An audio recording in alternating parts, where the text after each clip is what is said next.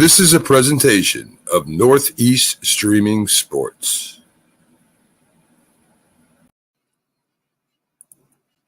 You're listening to TGI Sports Talk with your host, Keith Angle, on Northeast Streaming Sports.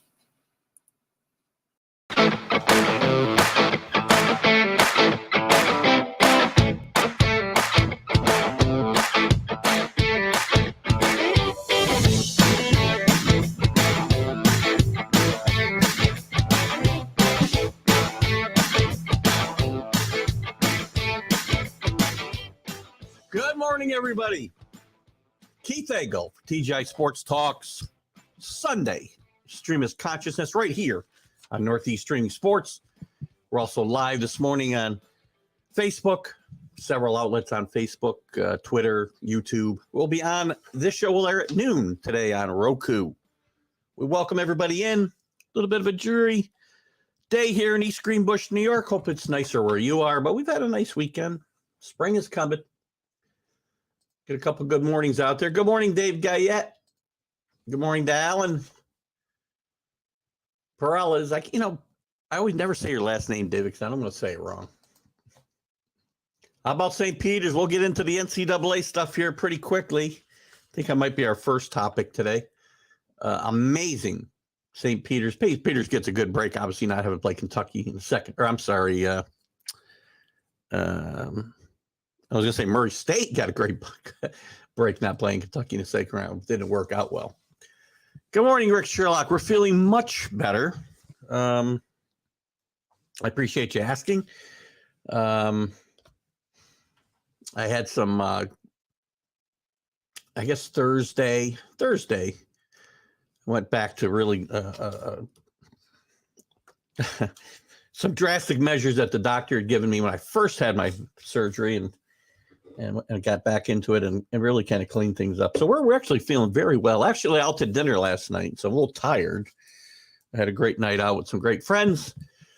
And a little shout out to DeRaymon's in Latham. Tremendous. I think they're the best Italian restaurant in the Capital District for like 16 years running. They've been voted. So if you haven't been there, I got Alan's name right. Awesome. If you haven't been there, give it a go. It's not cheap, but I'll tell you what, the food is so good. The portions are good. It's just an awesome place to be. So this morning, listen, I know I promoted Jim Biringer being here, but Jim's got a commitment this morning playing hockey, and he won't be able to join us this morning. We could talk some hockey if you guys want to get into it. We can cover his power rankings. I'm going to leave it up to you guys where we go there. Maybe we'll leave it to the end and see what we have time-wise, because there's a lot to cover today. The NCAA, Major League Baseball and the signings and some news there around the league, the NFL, tons of stuff going on, and the NCAAs, which we'll probably start with today. Also, I do not believe Mark Mancini will join us today. Mark's mother-in-law passed away here late this week, and our condolences go out to Mark and certainly his wife and the rest of his family. We send prayers to everybody. So hopefully things are going well there. Oh, let's see. Good morning, Bill Pulver. By the way, did you see the second picture I shut up? I tried to put it in, I was going to put it in the post I put up from DeRaymon's. We took a picture of Opus One because it's a running joke about Todd Slocum, who does not join us here, but he's a good friend of the show and a good friend of Mark and I's, and we pretend we're not. And he's supposed to cook us dinner. Our wives and I supposed to cook us dinner. But he's supposed to supply the Opus One, which is only, $300 or $400 a bottle. So I tried to make it look like we had one last night. So anybody who commented on that, I did really have Opus One last night. Who's in first place in the brackets? I think it's Rick. Let me pull that up real quick. We'll check it. Where are we? How do I get to the standings page here? Hold on, bear with me. There's my brackets, women's lobby. Rick, I know you're in first place by a few points. I think maybe if I just go back over here to my teams, I'll probably get there quicker. I'll give you a quick update there. Rick Sherlock is ahead with 33 points so far. Carlos, and you are tied. You're tied with the Mad New Yorker.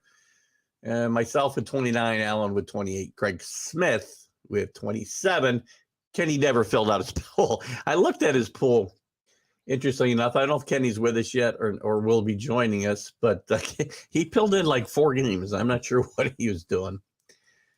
I don't know how Mark's doing. I'm not doing good in any of my pools. Obviously, I did 2 in this pool that I've been in. I am doing well in a. I'll talk about it in a second. This other bracket pool I'm in, I did pretty much the same pool or the bracket I did in TGI Sports Talk, and then I did another bracket with a few changes and Arkansas winning it all. So if Arkansas wins it all, I'm going to have a shot. But based on the way they've been playing, I'm not holding out a lot of hope. And I am in a survivor pool. So similar to NFL football, every day you pick a team, and when you lose, you're out. And if you run out of teams to pick later on, you're out. So there's a little strategy involved, and it's already fallen from like 246 people to I think 56 left already after 3 rounds. That's amazing. So it'll be interesting. St. Peter's only a second 15 seed to make this Sweet 16. I'm going to say the other was Florida Gulf Coast, if I'm not wrong. Whatever. 10 years ago. Coached by the current USC coach who signed an extension. Einfeld, I think his name is. But Alan, I'll as the show's ombudsman, I will give you the opportunity to correct me on that if I'm wrong. See how my sports memory is this morning. I'll be happy too, by the way, as you all know why. What do I think about Hubert Davis coaching down the stretch? They threw out the big man. Yeah. Look at Carolina for a game and a half. And we're going to talk about the games now. So we're jumping right into the NCAA. Let me get my banner up so we got the right one up here. And I know I was talking about that later on today. Oh, where are we? Here we go. So the upsets continue. We'll look at the first 3 rounds here and talk about what's been going on and what to expect today, what to look for today. Yesterday, Carolina, as I started to say, for the first 2 rounds, and the Marquette game was ugly. I don't know what was going on there with Shaka Smart and his players and technicals and, near brawls. But through it all, North Carolina played pretty well against a decent Marquette team. And I've been all over Carolina this year until recently. And the ACC in general was very weak. Carolina, while they had a good record all year, I didn't feel they were playing really well against really good teams, but that's changed a bit. And, for 40, 50 minutes of the first 2 games, I thought Carolina was playing as well as anybody in the tournament.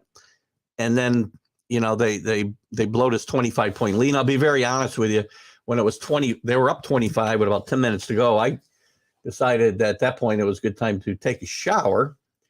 And so I came out, and I think it was either tied or they're down. Baylor was down 2. So again, some very interesting coaching down the stretch by Hubert Davis. I think this team still played well. Yes, I know they blew a 25-point lead. That in itself is not the end of the world, because this type of game, I think, is going to really help. Again, this is a young North Carolina team in my mind.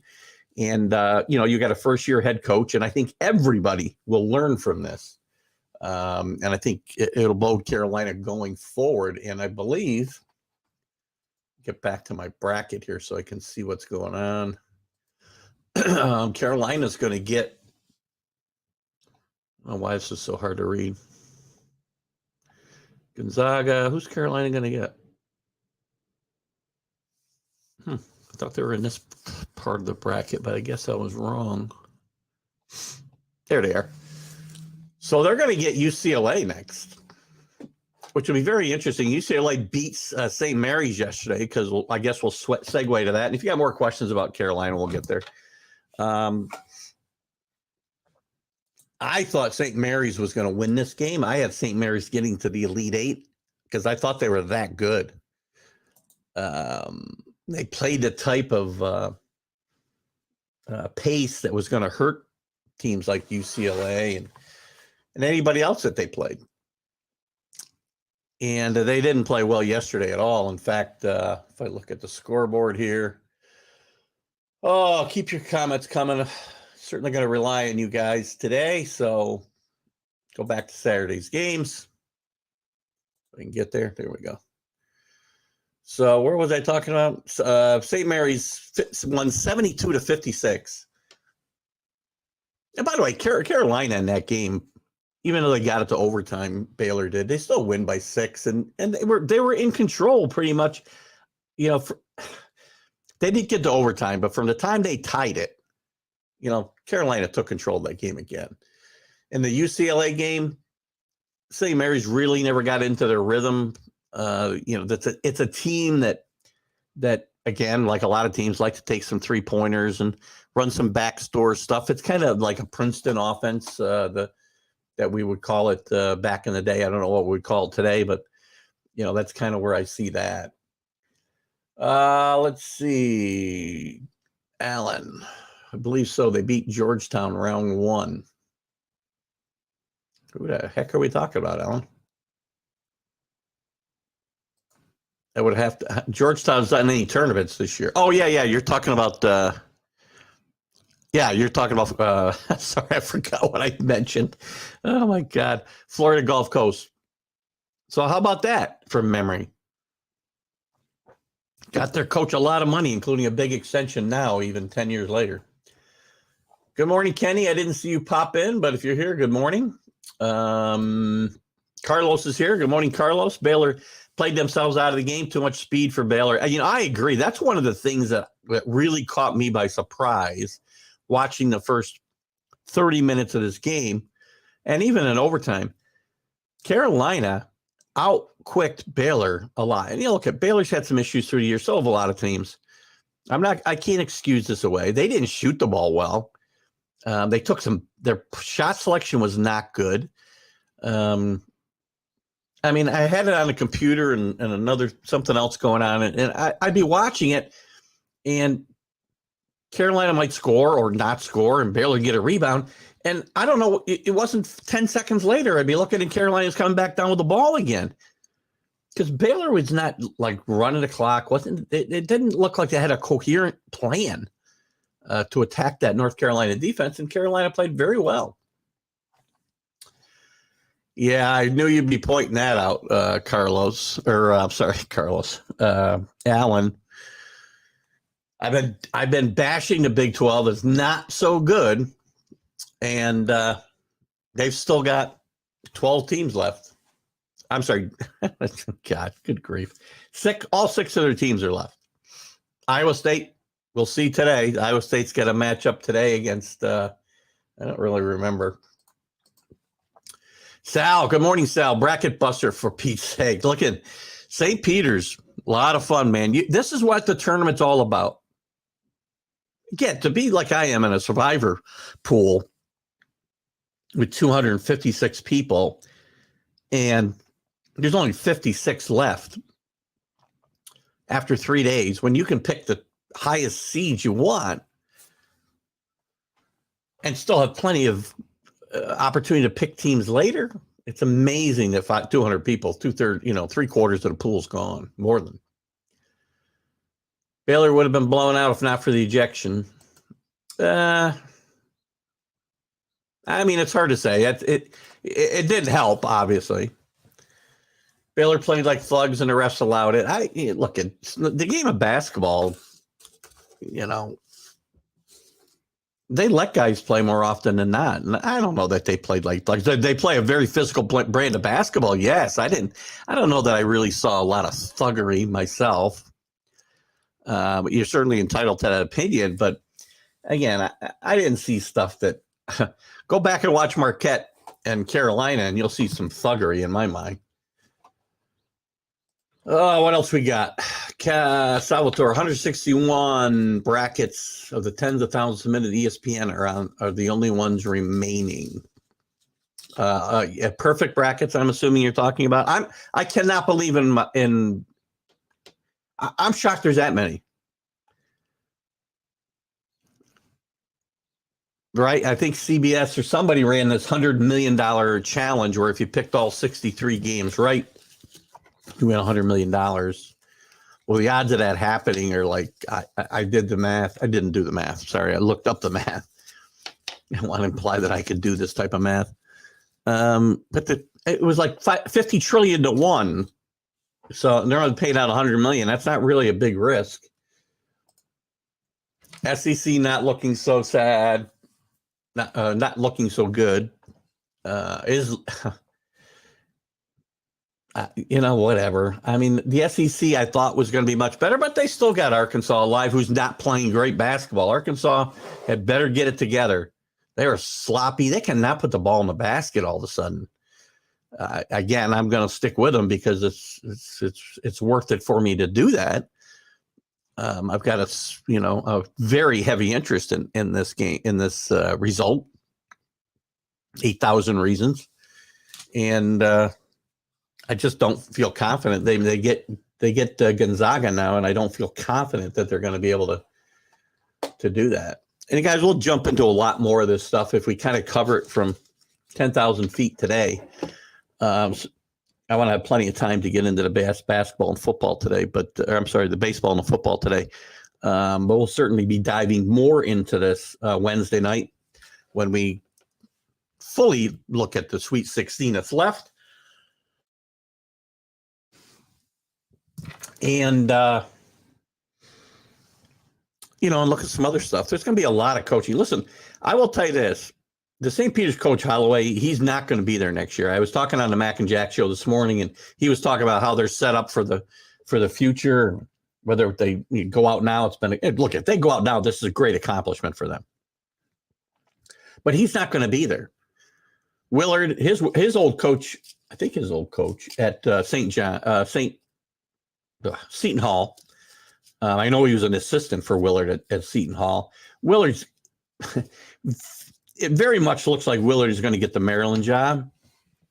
And he's even said, if I'm not here next year, I'd like him to be here. He's going to get that Seton Hall job or possibly a better job. Who knows? And I really like his approach to the game. If you guys watched the whole Kentucky game, I didn't see any of yesterday's game. We were out during that time frame. So I didn't see any of yesterday's game against Murray State, but I watched pretty much every minute of the Kentucky St. Peter's game. And he does a great job of keeping those kids within themselves and himself. There's no overexcitement. Everything he talks about is calm. He even remarked after the game, he was being interviewed after the game about how you don't get nervous. You don't get overexcited. Why? And he said, it's basketball. It's just basketball. And he's got a great perspective on, how to approach the game and that's why kids are calm in big moments and why St. Peter's didn't wilt in that Kentucky game when it was close down the stretch and they're trading basket for basket. What else we got here? Iowa State versus Wisconsin. Yeah, these are today's games. We'll get into that in a second. I'll get into that in a second, Alan. I'll go down through all the games. They're all from Peters. Notre Dame's. Gonzaga struggled a bit. Gonzaga has struggled a bit. They end up winning the game yesterday by what? By only 4. Memphis played good basketball down the stretch as well. Penny Hardaway got that team playing really good basketball the last third of the season and into the American conference championships. But Gonzaga really struggled against was it Georgia Southern, I think, in the first round before they went on a 24-1 run in the second half, which turned it into a blowout. Gonzaga's got to be careful and could be picked off, but again, it's just a tough matchup for Arkansas. Remember something about Gonzaga. These guys, this is a major power now. You can't talk about them coming from a mid-major. The league still might be a mid-major, but Gonzaga is a national power. Gonzaga's been, since 2017, if they get to the final this year, this will be their third trip to a final. They haven't won their third trip to a final in 5 years. Is that even right? They were there 2017. They were there last year, which is 21. 19, they didn't get there. Yeah, they missed 1 year. Sorry, 1 year. Because there was no tournament in 20. So Mark Few is one of the great coaches in the country, and I hope he does not ever leave there, because he will leave behind quite a legacy. It's good that they're having tough games. They beat Arkansas, and they should be okay. You know, I agree with Kenny here. The tough game part doesn't really bother me. It's how you I mean, if it's a tough game because, you know, the teams you're playing are giving you a hard time and you're not just playing badly, right? We see some teams that just played awful. Tennessee didn't play well yesterday. But winning these games does help you. I'm sorry, Georgia State. Thank you, Rick. I didn't want to pull the bracket back up. Biggest surprise is Michigan. That's a good call. You know, it's funny. I just touched on that, Carlos. They pretty handily took care of Tennessee. They're down by 5 at the half. And great job by Juwan Howard and his team in the second half to overcome a team that I thought this team was hot as any team in the country. I mean, they beat all the powers in the SEC, in the last couple weeks of the season. They beat Auburn. They beat Arkansas. They beat Kentucky. 2 of those teams are still left. And I thought they got jobbed on the seed a little bit. I think this team could have been a number 1 seed, at least a number 2. And I thought they were valued at number 3. But a bad loss to a number 11 seed Michigan, a team that barely got in the tournament. A lot of debate whether they should even be there. Again, we talk about teams like Texas A&M and didn't get in. The teams, it would be Michigan and Indiana would be the 2 teams I'd be looking at as the teams that kept them out. I didn't see Michigan. I had Michigan losing in round 1 as well. I'm with you guys. I talked about this week. Look, it would be crazy. Obviously, no 15, I don't think, has ever got past the round of 16. One team, I think, only one team has ever got, as you said earlier, and that was Florida Gulf Coast. I'd have to do a little more research to make sure that's true, Alan, but I don't have any reason to doubt you. And I know it would be the biggest upset in the history of college basketball if this team makes it to the Final Four. And what's their path? Since we're talking about it, let's just take a look at their path a little bit.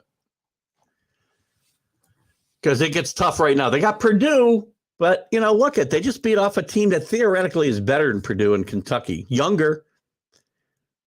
Purdue's righted the ship a little bit. They won handily against Yale. They played well in the Big Ten tournament before falling to Iowa in the championship.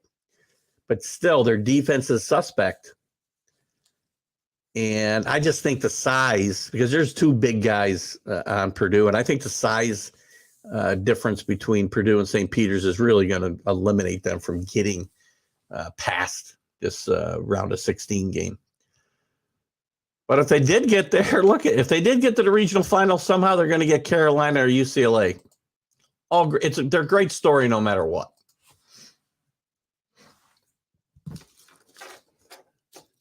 Howard did show some class in Douglas 10. I did like the way Howard carried himself at the end of that game. But again, you know what, Rick? And again, I didn't defend Howard in that issue with the Wisconsin game, but I didn't give him a pass either. You need to act that way in defeat as well as victory, right? So it's easy. It's much easier to show some class when you're winning games. Carlos, you like to spell Purdue like the chicken. And I shouldn't be really commenting anybody's spelling or pronunciation, but there's a U. It's 2 U's in there. Your Purdue pick has you nervous. Well, you get St. Peter's. I doubt very much that they're going to have trouble against St. Peter's. Villanova's the lowest seed. Yeah, well, I think they were it was 1985, I think, right, Kenny? They beat Georgetown in the final. I want to say they were a 9 seed. They're not the lowest team to get to the Final Four, because UCLA was an 11 or 12 last year. George Mason got there as an 11. I believe VCU was a 11 or a 12 when they got there. Now, they didn't win. I'll give you that. They didn't even get to the final. Butler, too. I think the same year that VCU was there. Don't remember Butler's seeding when they almost beat Duke in the final. But I do believe you're right. There you go. Smell like the chicken. Makes me hungry. I do believe that, gosh, what was I going to say? Oh, where was I?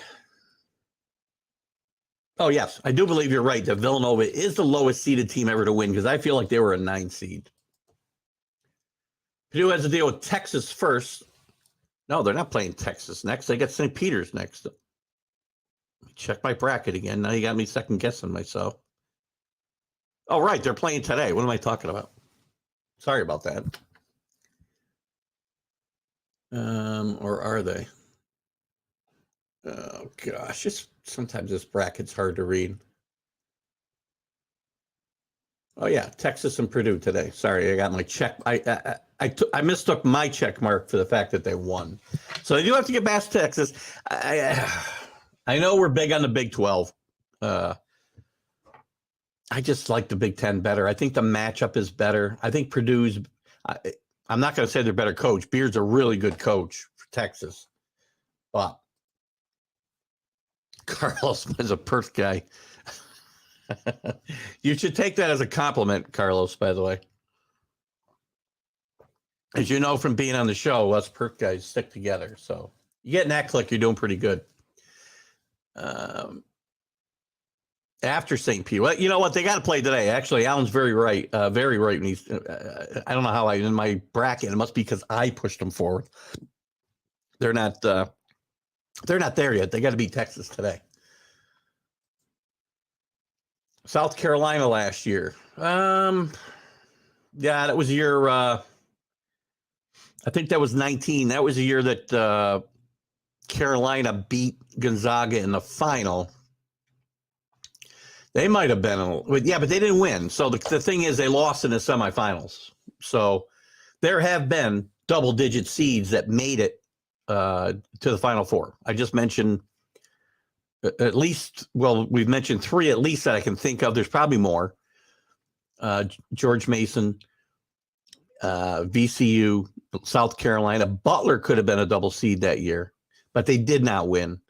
So I still think Kenny's right on. Duke, Michigan. We could see that matchup. Perth, Australia. Oh, isn't that great? We didn't even know where Australia was when we were going to school, Perth, with Carlos. Let's look at the rest of the games from yesterday real quick. So Gonzaga Gonzaga wins over Memphis. Kansas with a tough fought win over Creighton, who I think acquitted themselves pretty well. They came back to win their first round game after trailing most of the game to win in overtime. Kansas is looking really good right now, and we'll see what their matchups look like after this. Carolina, we already talked about. Michigan, we talked about. UCLA, nice handily. You look at, I said before the tournament, I can't believe I didn't take UCLA to go further, because I said in the couple of weeks leading up to the conference tournaments that UCLA was getting healthy. And if you remember, they were playing great basketball the first half of the season, the first 2/3 of the season before they hit a flat spot with some injuries. They had a fairly long COVID pause, which set them back. And I said I thought they were in a position to do some damage in this tournament. I didn't reflect it in my bracket, so shame on me for not having the courage of my convictions. I think an interesting game yesterday too is Providence rolling over red hot Richmond. That may bode well for Providence going forward too. They've been degraded here in this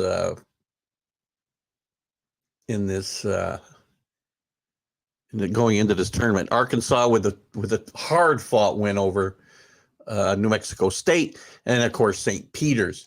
Today's games, and we'll look at the brackets in a second so we see the rest of this. I'm calling a TCU upset today too. I have them in my bracket winning this game as well. Duke, Michigan is today. No, Duke. It's Duke and Michigan State's playing today. Billy, a great matchup and a great matchup of legendary coaches. One who will not be on the bench anymore when he finally loses in this tournament. In Coach K and Tom Izzo from Michigan State. And I mentioned earlier today on the Mac and Jack show. Last time these two teams met in the tournament, anyway. I'm not sure, they may have met since in the regular season. Not sure. Was in 2019. Duke didn't make the tournament last year. COVID in 2020, so there was no tournament. In 2019, these teams met in the Elite Eight for the right to go to the Final Four, and Tom Izzo won. Michigan State team won that game. And I do believe there was a stat yesterday. They were interviewing Izzo after Michigan State's win on Friday night. And I think he's 3-13 lifetime against Michigan State. But we'll look at these games here right now, real quick. So Duke would probably play Michigan if they were to win this next game. Let me take a quick look at the bracket. No, actually, Duke is going to get Duke's going to get the winner of Texas Tech and Notre Dame. So Michigan is in a totally different bracket, so they couldn't meet until the Final Four. I don't think. Billy, maybe you just had your Big Ten schools mixed up. Yeah, Duke, Michigan State. So that might be, you might just had Michigan drop the Michigan State, or maybe you met Michigan State. Great matchup, though. That's the game I'm most interested in today. I'm watching Coach K until he's done. This isn't a vintage Duke team. We've talked about it through the whole season. But it's a good basketball team, and he's a great coach. And emotion and this type of thing can carry kids a long way, so we'll see what happens.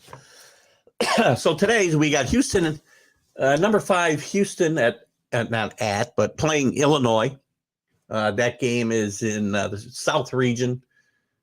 Where is it being played? The PPG Points Arena in Pittsburgh.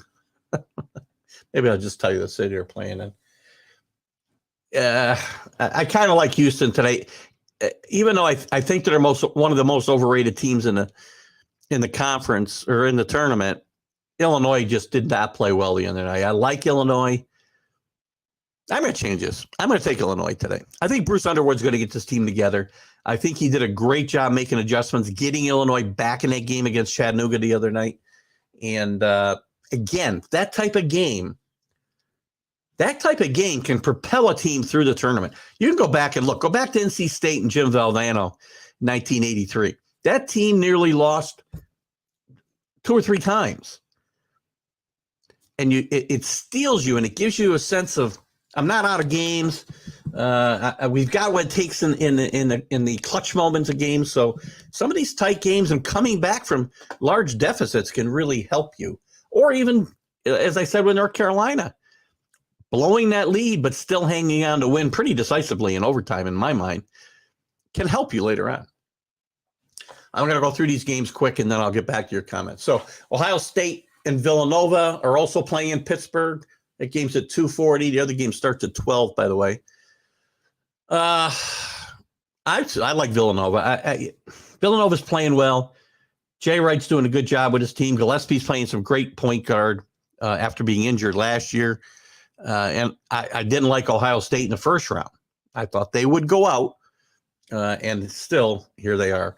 The Michigan State-Duke game, I'm going to take Duke in this game, if only for sentimental reasons. We already talked about the emotion with Coach K's last tournament and matching up against one of the great coaches of his generation as well, the same generation, really, in Tom Izzo. And I'm going to take Duke in this game. Wisconsin, Iowa State. Oh, boy, I'll tell you, I went against Iowa State basically only because I didn't want Allen to be able to be chirping about it, and I was hoping LSU would knock them off and maybe get a little lift from their coach being let go and under a flurry of allegations from the NCAA. But they weren't able to do it. Iowa State handled them pretty well. Wisconsin played okay in the first round as well. I'm going to take Wisconsin here, and maybe it's only because I'm trying to get the Big 12 put in their place. Notre Dame at Texas Tech. Sorry, not at Texas Tech, but this game is in, by the way, that Iowa State-Wisconsin game is in Milwaukee, which gives Wisconsin a bit of an edge as far as, if you want to have something of a home region advantage, Wisconsin has it here. Things the NCAA usually tries to avoid. It's hard to do it in the first round. They try to avoid it more in the second or the next venues. Starting with the Sweet 16, they try to avoid that a lot. We'll see if there's any of those discrepancies. Notre Dame at Texas Tech and San Diego. Texas Tech, I think, is just too strong. I think Notre Dame, fortunate to get a win over Alabama, and I think Notre Dame has probably run out their string here, and Texas Tech will win this game. Miami, Miami's a strange team. They've had some good wins this year over Duke and a couple other decent quad one wins, but then they play down to their competition. If they play up to their competition today, and Auburn likes a helter-skelter kind of game, and Miami plays ugly in a lot of ways, they could hang around in this game. We'll see. This is a place for Auburn to be very careful. And this going out in the second round will certainly be not a good result for Auburn after the great year that they've had. Texas at Purdue. This is going to be a battle. This game's in Milwaukee as well. I'm going to take Purdue because of the two big guys, but that lack of defense could hurt against this Texas team that likes to play a bit up speed. Both solid teams, though. And as Alan said before, TCU at number 1 Arizona, or not at, stop that. San Diego, California, this game's played at. TCU, one of the hotter teams in the country, played very well in the Big 12 tournament to get to the semis. Played really well at the end of regular season, beating the number one seeded Kansas Jayhawks at home, and then almost beating them at Kansas 4 days later, just a week before the tournament started. I think it's possible that TCU will pull the upset today. So I kind of like some of these teams. What else we got here? Gonzaga down 10.5 and came back. Gonzaga struggled in both the first two games, Billy. And again, to me, that isn't necessarily an indictment because winning those types of games can propel you to better things later on in the tournament. And it gets you ready for tough moments that will come. And it could be a case of Gonzaga playing down to their competition a little bit. They got one of the best coaches in the country in Mark Few. I do like Arkansas's chances, but the way Arkansas is having trouble putting the ball in the basket, they won a game, I think, what did they win their game? 56 or it was like a 6-point game, and the loser was in the 40s, setting offensive basketball back 100 years. All 4 Big 12 teams have a great shot of moving on. They all got a shot, for sure. Look at as we go forward now, this is a great set of matchups for the round of 32. This is a great set of matchups, I think, and any one of these teams. Anyone. I wouldn't be shocked to see any of these teams win or lose. And I will root for Wisconsin to beat Iowa State just so we don't have the Big 12 undefeated all the way through. I don't know. I think that's all I really wanted to chat about. Well, I'll take a real quick. I mean, let's just take a quick look at what the Sweet 16 could look like, I guess, and we'll go from there. By the way, TCU's win the other day was their first NCAA win in 35 years. So that's going to propel them, and hopefully they are not happy with that. San Francisco, by the way, who lost in round 1 to Murray State, their coach, Todd Golden, did move on and take the job at Florida, which would be very interesting going forward. And I had another little right. Yeah, I had a little note about another coaching possibility, but we'll talk about that on Wednesday since I can't read my writing. Yeah, I talked about Seton Hall's Willard. Probably, I tell you, the way that he's talking about Holloway replacing him, I think it's possible it's a done deal that he will be moving on. Oh, that's right. He won't be undefeated now that Baylor's out. Good point. LaBaby, second all-time scoring, passing the mailman. Another loss for the Lakers. You know, one thing I wanted to check out here, there's a guy, I don't know if I can find it. I don't know where I saw the story. One of these teams that won yesterday, I thought, maybe it was Friday night. Oh, man. Just can't find it. There's a guy who's with his 4th team in 5 years. They're still in the tournament, so I'll find it for Wednesday night, unless one of you guys remembers this story off the top of your head. I don't. Let me just check. This. These headlines here. Oh, no, it's not standing out to me. I don't know where I read that article. I'll find it. But guy with 4, that's a sign of the times, right? 4 teams.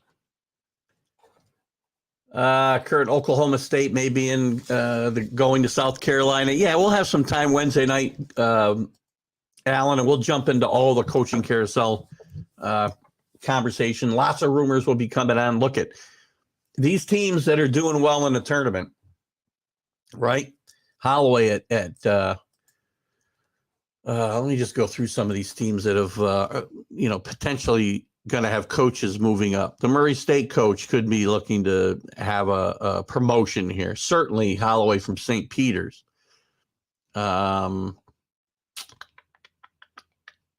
The coach at Providence is mentioned for the Maryland job. Christ, coach not going anywhere. LSU is going to be wide open. Who knows what they're going to do there. By the way, I mentioned Colgate would potentially have a shot at an upset the other night, and they did give Wisconsin all they could handle, just could not make enough of those 3-pointers. The USC coach Einhorn, he took himself out of consideration for Auburn by signing a long-term extension. So again, some of these teams, like Jamie Dixon's not going anywhere. I think Jamie Dixon, I believe TCU's his alma mater. His sister, when he went to coach there, was a head coach of the women's basketball team, and I believe she tragically passed away here a few years ago. I think Jamie Dixon is probably entrenched at TCU, but I don't know that he would not consider going to, again, a higher profile program. So that'd be interesting to keep an eye on too, is what Jamie Dixon does after a pretty good run here at TCU. Okay, what do you got? Billy, why brighter orange basketballs are being used in the tournament? I really didn't notice this. I'm not very good. My color recognitions are not the best. But let's just take a quick look, Billy. Are brighter balls used in NCAA tourney? Let's find out whether Billy's accurate. Are brighter balls. One thing the court had very people notice, perplexed fans who thought they were noticing a brighter orange basketball being used are correct, Billy. The NCAA is using Wilson's Eve NXT game ball, which has not been used in past tournaments. So it is a brighter orange than what you're used to seeing. So good catch by Billy there. Very, very well done, Billy. I did not notice that. And who knows? You know what? When you start using different basketballs, it affects, players' success if they're used to something different. A ball bounces a little bit more, or a little bit less, or has a little bit more hop off the rim. Carlos talked about LSU has so many issues. I got in this conversation with John DeLon on Wednesday night show. He's an LSU fan, and he thinks he's done nothing more than any other coach has done. And I disagree. Will Wade, we're talking about. You look at the notice of allegations, and this thing is a laundry list. I'm not saying other coaches in the country aren't dirty, but your events can't be, well, half the other coaches are doing it. Tom Izzo isn't doing it. Coach K never did it. Have these teams had some minor violations over the years? Yes. But have they done some of the things that have got the FBI investigating LSU and Louisville and Kansas and Arizona? No. St. Bonaventure versus Oklahoma in the NIT today. I will take the Sooners in that game. I like to root for St. Bonaventure. Mike Ficcaro, columnist with the New York Post, one of the great friends of this show. He's an he's a alumnus at St. Bonaventure, and we try to root for him. But I'm going to root for Porter Moser in Oklahoma today. Not that I'll be watching that game by any stretch of the imagination. Anthony Price, good morning. Good to see you. I got a lot of problems in a lot of my bracket too. Anthony, I'm not really sure. I'm just not really sure if I got any shot to win anything.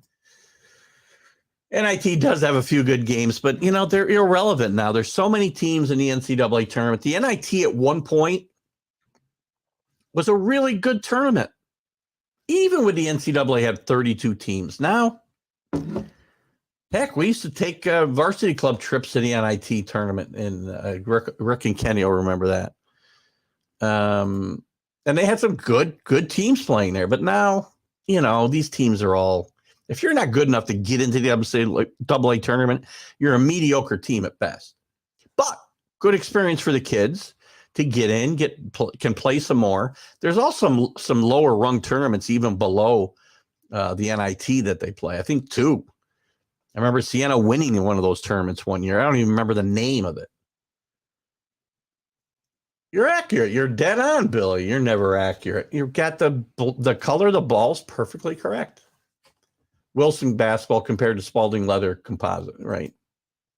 I didn't give, I guess, the brand that they normally use. And it's in Norman, the Oklahoma game. Well, good stuff. Lots to look at. We're going to dive into this more Wednesday night. Brackets are broken. We'll dive into it a little bit more when I can clean up my bracket and have a better idea what's going on. Be careful talking about bright balls. I may end up in Facebook jail. I talked about, I don't know, I used the K word that maybe because I didn't write it, maybe because I said it. And maybe the Facebook bots are able to pick it up when you say it. I used a K word that I think got Kenny banned, and he used it in a context that didn't mean he was looking to go out and, K somebody.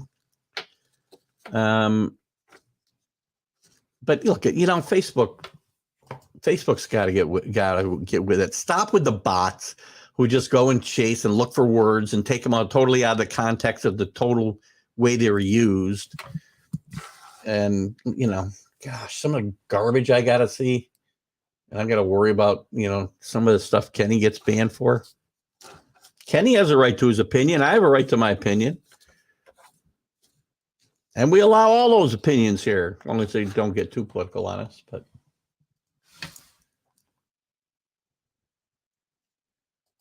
copy the headline, yeah.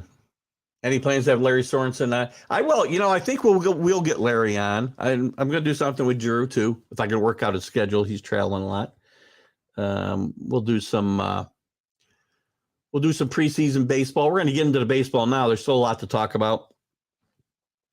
And we will talk to Larry about some baseball. Maybe we'll get to some college baseball with Larry as well, because he does do color work for the Wake Forest baseball team as well. So maybe we'll talk a little bit about some college baseball even as well.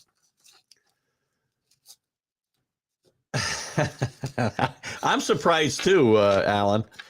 I do put $20 in my Redskins jar every time I say it. Alan, I think you're so. I don't know if you're a loyal follower of the show as you are now, and thank you for that. When I did get put into Facebook jail, my TGI Sports Talk page was taken down for 2 weeks, never given an explanation. It could have been for Redskins, I don't know, but I asked for an explanation so I wouldn't do it again. I have a hunch it was something somebody shared to my page when we were doing an NFL draft show, and it may have implied we were connected to the NFL, which we're not, obviously. And I think that might have been what caused that rigmarole there. So I'm still pissed at Facebook for that. At least tell me. You can't call. They give you a number to call. You can't call them. I put in a request for clarification every single day, sometimes twice a day, and never got anything until I was reinstated. And they said, you're back and congratulations. Sorry for the inconvenience. Don't tell me why, so I don't make the same mistake if it was an honest mistake. But look at the Washington Redskins are still the Washington Redskins to me. Sorry, they just are. If it's good enough for John Riggins, by the way, it's good enough for me. All right, let's move on. We can back up here if you want, but let's just jump into the NFL. Lots of stuff going on in the NFL. Oh, my God.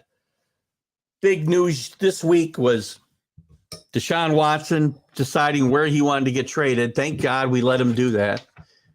I'm still not convinced he's, going to play because the NFL is still going to be putting down some, potential penalties for violating the contact policy. And I hope they suspend him for a whole year at least, if not longer. This is not a good guy. I do not care that this guy can play football and play it at a very high level. First of all, he's never led a team anywhere. Understand he's with the Texans. Texans had a couple of decent teams, got to the playoffs, and he stunk it up. Well, maybe not against the Chiefs. His last year he played, maybe. I think it was last year he played. But to me, he's not a winner. And number two, he's a bad guy. Don't tell me there was no criminal allegations. We're all dropped. So what could possibly have happened? Well, there's still... Every one of those cases has a civil case still tied to it. And if this was one case of he said, she said, I might give him the benefit of doubt in this me culture or Me Too culture we live in today. But it's 22 people, guys. This is Bill Cosby level of issues. Where there's smoke, there's fire. And why doesn't character matter to these teams? What? Listen, I'm not a big fan of Baker Mayfield, but he hasn't been accused of sexual assault that I'm aware of. And then Cleveland on top of it gives up 3 number 1 picks. I think 1 this year, 1 next year. Let me make sure I'm right here. I think it was 3 number 1 picks. Let's just double check, shall we? Oh, man. The NFL just continues to baffle me with the things that they do. It's just, what are they thinking about? Nope, sorry. That's Titans getting Woods. We'll talk about that in a second. Browns also signed Jacoby Brissett, by the way, to back up Watson's because we know Watson's going to be suspended for at least 6 games. That's what, if I'm not mistaken, that's what Big Ben got. For assaulting one woman or being accused of assaulting one woman. Yeah, I can't find it now. I just don't get it. They give up 3 number 1 picks and a third, I think. That kind of haul for a guy who brings this level of uncertainty to your team is just craziness. Craziness. Crazy. What do you guys got here?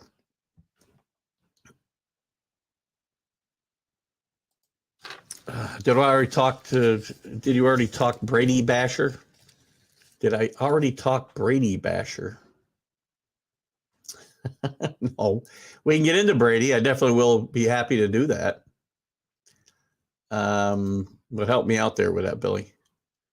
Bill Cosby and TGI Sports Talk. Well, look at it. I need some point of reference for Deshaun Watson. Where is it? What other point of reference can I have for this guy?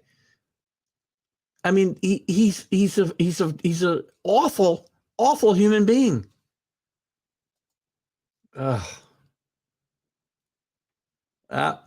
Oral Roberts. Oh, good catch there, Alan. I forgot all about Oral Roberts last year. Back to Deshaun Watson. I don't get it. And tied to that,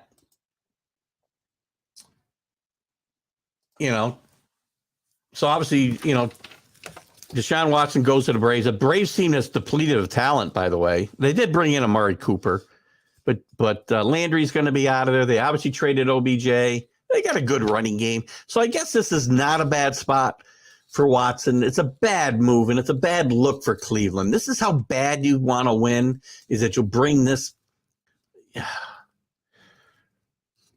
lowest common denominator of human decency into your team. Now what's up for Baker Mayfield?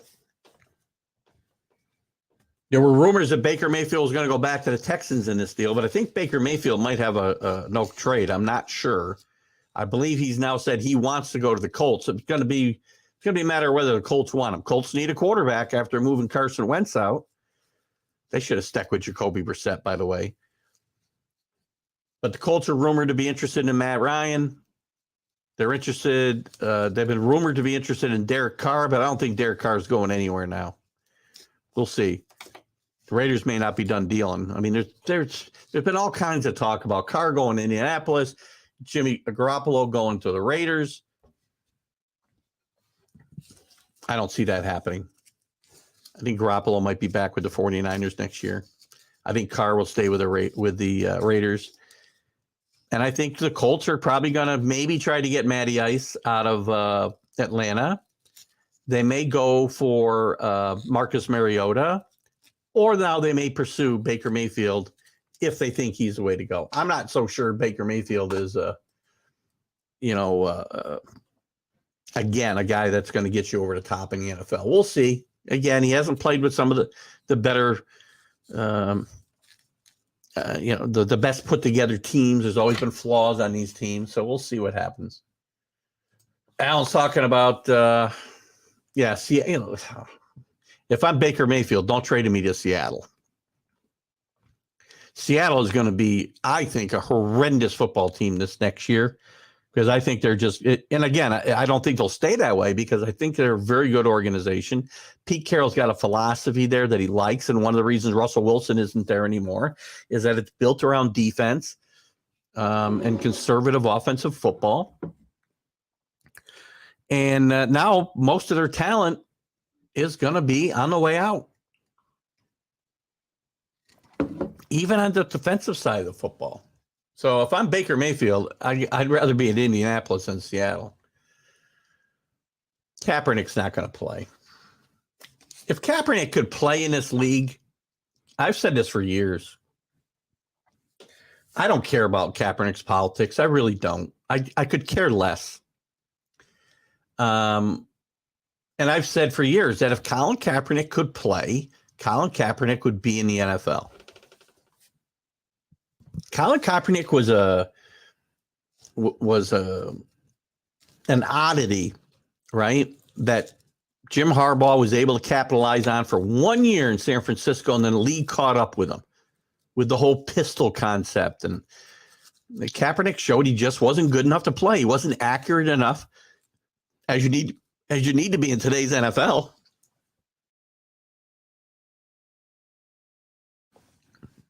Accuracy is everything in the NFL today. These guys if you're not completing 70% of your passes, you're looked on as not doing very well. 40 years ago, if you completed 50, you were doing great. Baker did get hurt. Well, I'll give him that, right? But, I don't know. I don't know that Baker Mayfield's a bad guy. I mean, I love his commercials. They're hilarious, I think. I don't even know what they're for. But it's very, very interesting. Most of the blame I blame not stepping in and shutting him down. Well, and again, he had some issues with the coaching staff, and maybe it was over the injury. I don't know what the issues were in there in Cleveland, and maybe getting a fresh start will be really good for Mayfield. Mayfield going to Indianapolis playing for Frank Reich might be a really good thing. Frank Reich is kind of a quarterback whisperer, although he couldn't, revive the magic in Carson Wentz, and a lot of weird stories coming out of out of Indianapolis when Wentz was traded to Washington about the relationship between him and the team.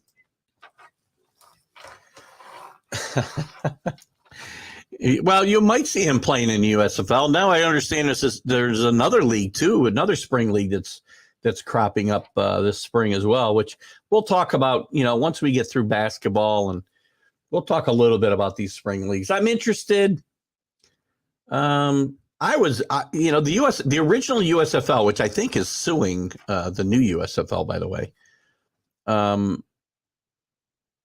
was an interesting experiment to have a rival league against the NFL. And I do think they would have survived if they had not tried to move to the fall. And that was all Donald Trump trying to get a team into the NFL and forcing his way in with a merger that never was going to happen. The guys who started this league, the John Bassett's in Tampa Bay and some of the other owners did not want to move to the fall. And that ruined the league. I'm interested to see what it looks like. Most of these leagues, I'm not. Kaepernick coming back. It's actually pretty funny. Ackery's good, but look at Lamar Jackson and I agree to a certain extent, Anthony, but what have they done with Lamar Jackson? When they had their strongest team a couple of years ago, they went out in the first round against Tennessee. Lamar Jackson, again, that type of football, it's exciting to watch. But the way the game's played today, if you're not an accurate passer, you're not going to succeed in this league on a grand scale. Lamar Jackson is a fine NFL quarterback.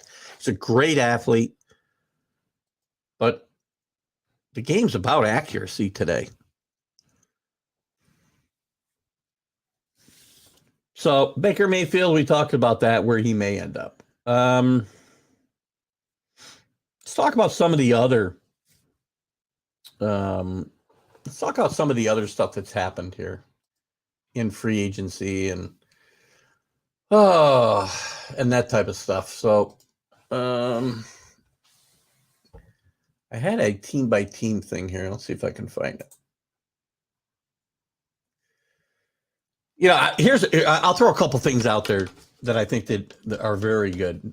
Obviously, the Raiders did some great things. Getting Davonte Adams in there was a huge deal for the Raiders, I think. Josh McDaniel, and I think maybe the animosity with the team and the fans of his arrival is going to start to wear off now that they're actually putting a really good team together. Bringing in Davonte Adams was huge, and we talked about the fact that, Aaron Rodgers, the hypocrite who told me, you, and everybody else that he wanted out of Green Bay because of the fact that they wouldn't put a talented enough team around him, now goes and signs a contract for $50 million a year guaranteed, which keeps them. They could have franchise tagged Adams, but Adams wanted out of there because he knew he wasn't going to get his money, likely the money he could get elsewhere in Green Bay, because they were strapped now with Rodgers. So great move by the Raiders to get him. He's a great wide receiver. One of the best two wide receivers in football in my mind right now. Under the radar, getting Brandon Bolden from the Raiders, or from the Patriots to the Raiders, was a good move. Brandon Bolden's a very valuable type weapon to have in this league. Played really well for the Patriots last year, especially after James White went out with an injury. And he's somebody the Patriots will miss. They made some moves on defense, bringing in Chandler Jones, another great expatriate who's a really good pass rusher. Had some problems off the field, but he's one of the elite pass rushers in the league. They brought in Rock of the Sin from the Colts, who will help the running game depth. Some other expatriates have come in there too, Jacob Johnson. So I think it's a very, very strong offseason for the Los Angeles Raiders. The Chargers have a good offseason, bringing in that great clipboard holder, Chase Daniels, to be their backup quarterback. No big deal. Re-signing Mike Williams was huge for them. Had to be their number one priority of their guys. Khalil Mack coming in via trade from the Bears. Excellent move, improved that defense. They got J.C. Jackson. They overpaid for J.C. Jackson from the Patriots. But this is why he's no longer a Patriot. They were never going to pay him $82 million over 5 years. Just wasn't going to happen. A team like the Chargers, who need that type of back, I guess you can afford to overpay. But let's just remember something about J.C. Jackson. J.C. Jackson had a lot of interceptions last 2 years. There's a reason for that. Really good shutdown cornerbacks do not get thrown at as much as J.C. Jackson. Also like them bringing in Sebastian Joseph Day to the defensive tackle from the Rams. So again, some nice moves. That AFC West, you already know what Denver's done. We're bringing in Wilson. Who else? They brought in a couple other guys here. I was interested in. I really like what Denver's done, obviously. So we know about Wilson. They bring a tight end in from the Ravens in Eric Tomlinson. Who are the guys I like? Oh, DJ Jones, a defensive tackle from the 49ers. I like him a lot. Josie Jewell. 2 years, $11 million, another linebacker. That's their own guy I think they brought back. And Randy Gregory, maybe the biggest move on the defensive side. Randy Gregory from the Cowboys, who looked like he was going back to the Cowboys and it fell apart. Also, Alex Singleton from the Eagles to play linebacker. So they've revamped that linebacker crew. They already had a pretty good defense. Adding Russell Wilson, that leadership at quarterback is going to be a big difference. It's going to be it's going to be a gauntlet to get through that AFC West next year. All of those teams will have a chance to win. Let me get to some comments, and maybe there'll be some other things that will be brought up that I would have gone to. So let's get in here. Okay, Alan. Speaking of drama, Antonio Brown has tweeted about wanting to go to Cleveland. Well, you know what? Again, if you brought in Deshaun Watson, you might as well bring in this moron as well. Anybody who brings Antonio Brown on after his departure from Tampa Bay and the way that thing all went down, plus the other stuff hanging over his career, another guy charged with sexual assault by multiple women. So if this is what you want your team to be, like the mean machine from I forget the Longest Yard, well then bring him in by all means. Oh gosh. Mad about the Rams gave up Robert Woods. Yeah, Robert Woods went to the Titans, I believe. Correct? Am I right there? That move came down, I think, yesterday. Hold on. Yeah, Robert Woods goes to the Rams. I'm sorry, from the Rams to the Titans. I thought it was an odd move. I know they were talking about moving him, and there were some teams. I was talking with Dan Harris yesterday on our show about some places where he would be a good fit. Might have been the Jets even. But I was a little surprised to see them move on from him, especially with the uncertainty about Beckham. So we'll see what happens there, but that was kind of an interesting move. What do we got here? What happened? Davonte Adams is huge for Derek Carr. I agree. Listen, I've been hard on Derek Carr, as Carlos knows. I don't know that he's got that it factor to win the big games that you need to win. But we're going to find out. Now he's got weapons, better weapons, and the Raiders may not be done yet either. All the other wide receivers combined did not match Adams. Good luck watching Super Bowl again, Rodgers. I agree. You know what? And again, Carlos and I got into it Friday. He thinks it's fine for Green. And look, if Green Bay wanted to give Aaron Rodgers $50 million and not compete for a Super Bowl, well, then God bless them. They can run their business any way they want. But if you want to compete and win championships, you can't tie up that much of your cap in Aaron Rodgers. I don't care how good he is. Yes, his numbers are awesome. But the end result is winning. I don't care. This is not an employee-driven thing where you just these teams are in business for the players to make as much money as they can.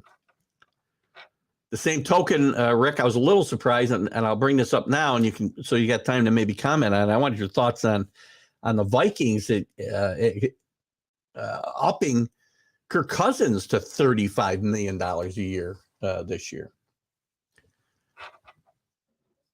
I don't know. I don't see Kenny here, so I know Rick said hello to him today, so maybe Kenny's in jail again. I don't know.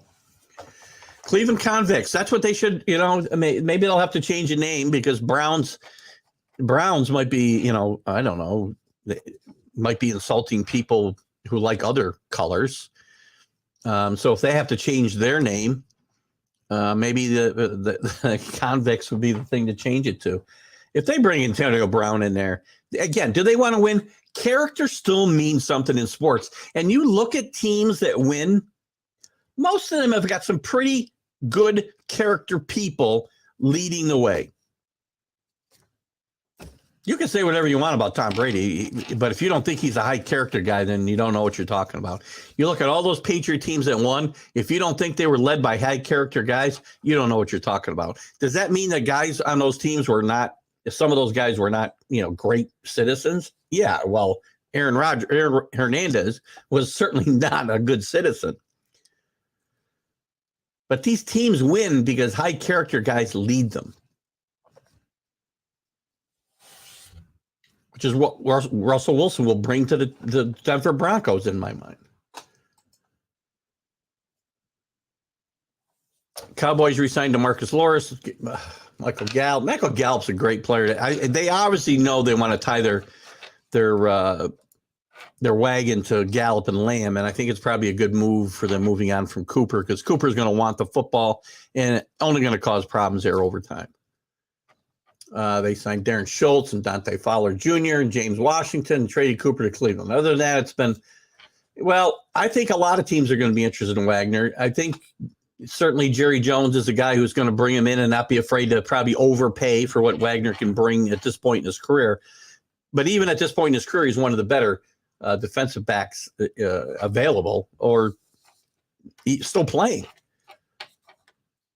Cowboys also signed Leighton Vander Esch and Noah Brown. Well, there's your Cowboy update. Freed up space by extending Adam Thielen and also restructured. Well, I don't know. I just don't see Kirk Cousins as a $35 million quarterback. In the end, we're talking stupid money, so I don't begrudge people their money. But when I compared to what other people are getting, that's when I say, is he on that level? And it probably will hurt the Vikings more than help them. And maybe a new voice in town will help him. Obviously, he's got an offensive-minded guy coming in, which, let's see. I'm not sure if he ever played with an offensive-minded coach. In Washington, did he play? Well, I guess he played. I guess he did play when Mike Shanahan was still there. So he's an offensive-minded coach. But I don't know if he played for Jay Gruden or not. But again, Kevin O'Connell is a really good offensive mind, as we've seen with the Rams.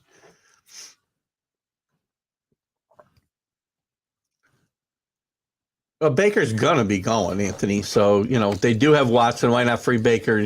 He's not going to be there. They can't afford to carry both those guys on their roster. They just can't. It's impossible, and Baker's not. That wouldn't be a good situation anyway. And I can't root for the Browns against the Browns enough next year. Cowboys went from okay to worst. I don't know if they're worst. They may have lost some key people, but they kept some key people. As Alan said, I think that Dak Prescott is better than people think. Yes, he looked bad in the playoffs last year. Yes. So did Tony Romo. But they got some good building blocks. Micah Parsons is an animal on that defense. They've got two of the better running backs in football, and Emmett Thomas and Pollard. So I don't think the Cowboys are going to win that division probably again next year, unless Washington. I know I touted Washington this year, but I'm going to probably do it again this year. All right, good to see you again, Billy. Thanks for the compliment. You guys are what bring it on this show, believe me. What else did I want to talk about today? Let's see. I got another banner here. Let's jump in a couple other things I got on my mind. I talked about Davonte Williams. I didn't talk about Von Miller. Von Miller going to Buffalo. I paid him a lot of money. They paid him a lot of money. He's still a force, and he brings leadership to that defense. He brings somebody who's been in a Super Bowl now. He's won 2 Super Bowls, which they don't have that type of experience on that defense or on that team. So I think it's a pretty good move in the short term. As a Patriot fan, I don't want to see Von Miller chasing my quarterback around. So I think it's a pretty good deal in the short term. Whether they pay for it on the back end is going to be another question. But I think in the short term, I think it's a pretty good move. What else did the Buffalo Bills do? I don't think they addressed their running game. Again, hopefully they're going to do that in the draft if I'm a Bills fan. Case Keenum comes in to be the backup now. O.J. Howard, I think, is a nice pickup at tight end out of Tampa Bay. They're going to miss him, especially if Gronk doesn't come back.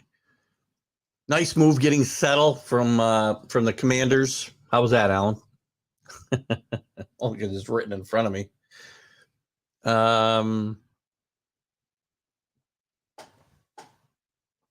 Saran Neal, it was a good re-signing.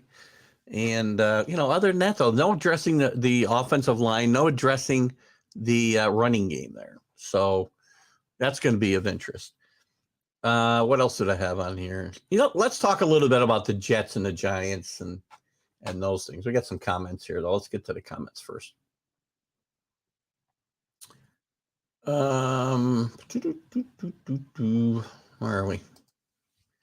Can we make a rule to have the best teams in the playoffs? Well, what do you want? You want to have just one huge league and always, there's no divisions, there's no anything? I don't think people want that, Carlos. And what really deserving team, because there's so many teams that get in now, what really deserving team missed the playoffs last year? Let me take a quick look. Let me just take a quick look at to kind of address that question. What really deserving team didn't get in the playoffs last year? The Dolphins? No. The Browns? No. The Colts made it, didn't they? Well, if they didn't deserve to anyway. Vegas? The Chargers? 9-8? Who else? What am I missing, Carlos? Who deserved to get in the playoffs that didn't?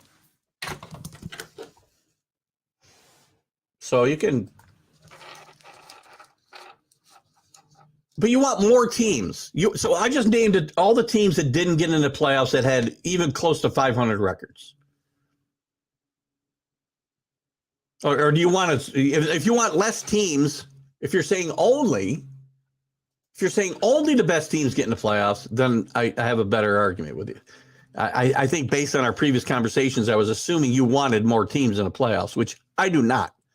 We're going to get into baseball and how that's stupid it is to bring in more teams. Can we see all 4 teams come out of the AFC West? It's not unthinkable. It almost happened to the NFC West here 2 years ago. It's not unthinkable that could happen, Anthony. Now, it's going to be hard because the Bills are going to be good. The Patriots will be good. I think the Dolphins will still be in contention. You got the Bengals. You got the Steelers, who I think are going to be much better. We'll talk about that in a second.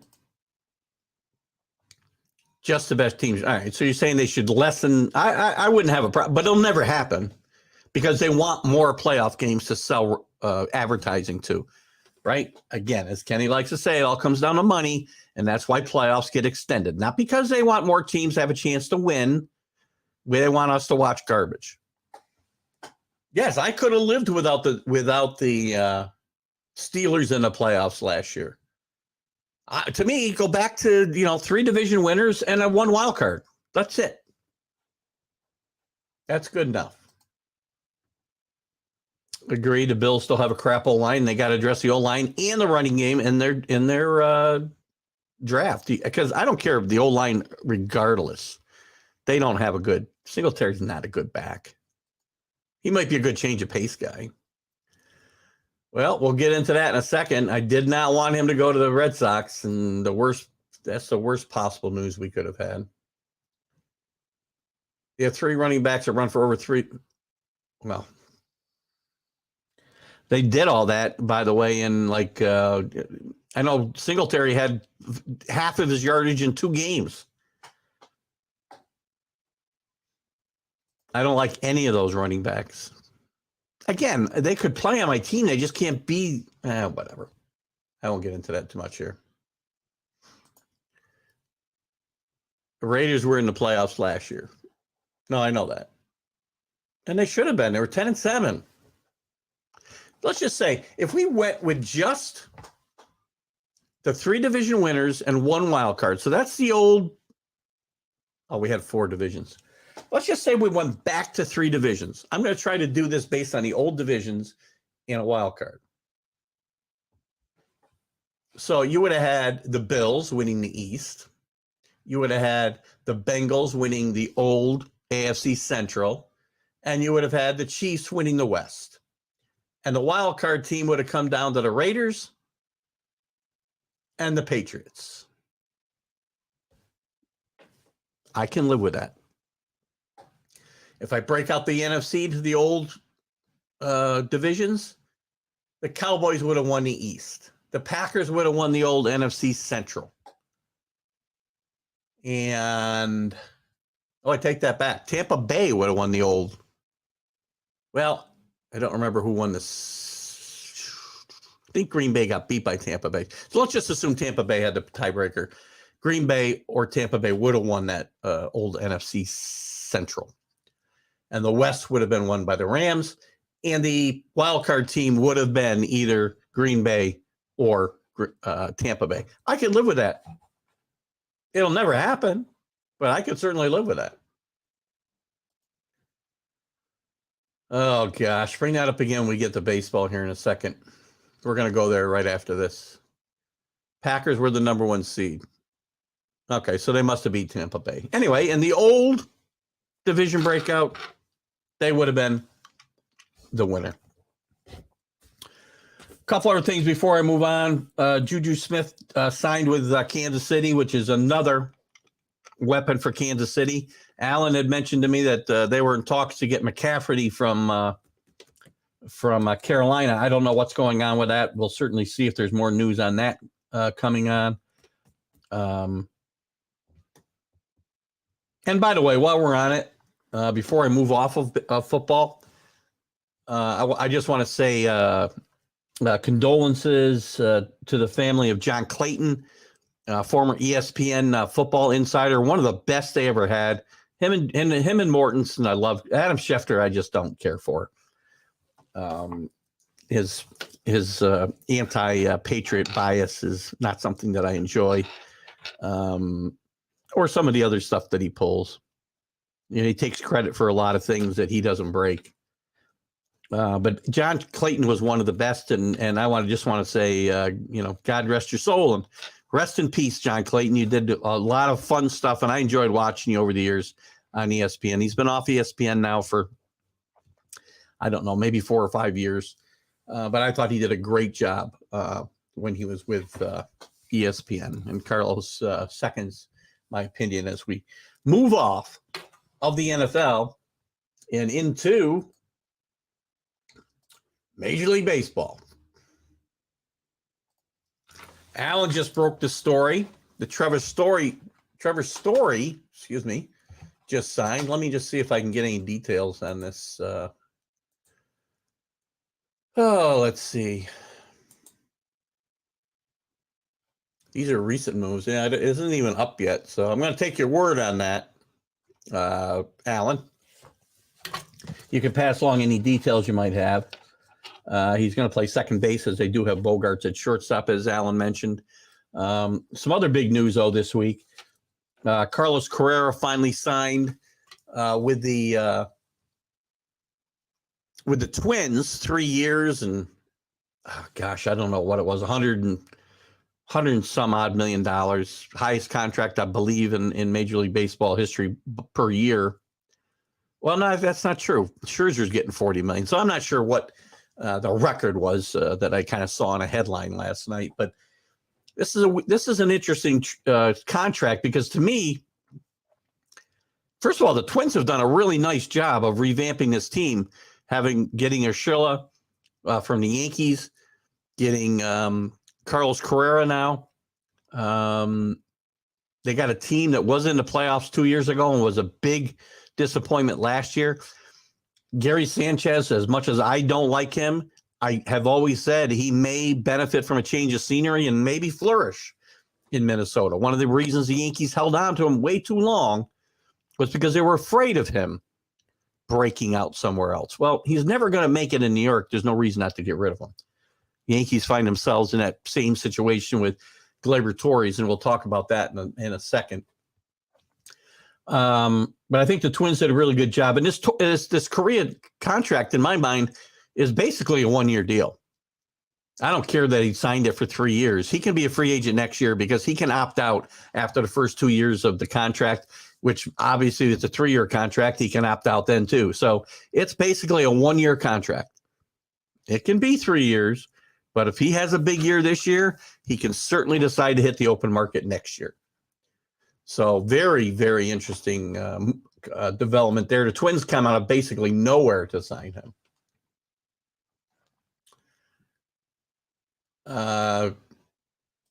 Rick with a good point on John Clayton, just to back up for a second. Yes, by all accounts, he was a very good man and a very humble person. And it was very interesting to watch him, debate some of the jocks on ESPN through the years about football. And John Clayton had his stuff together, let me tell you.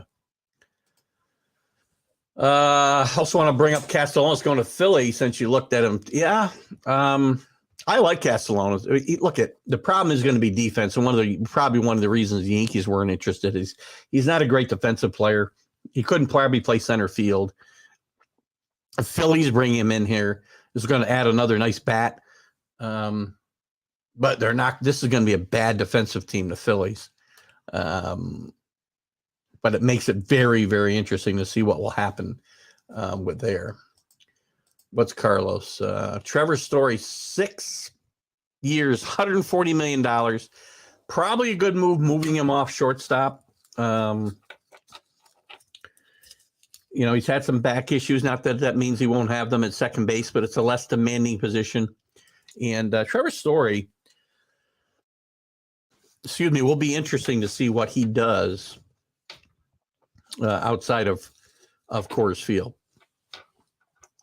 I don't know what his splits were, without checking them, but there's very few players that have not had better splits and much better splits at Coors Field than on the road.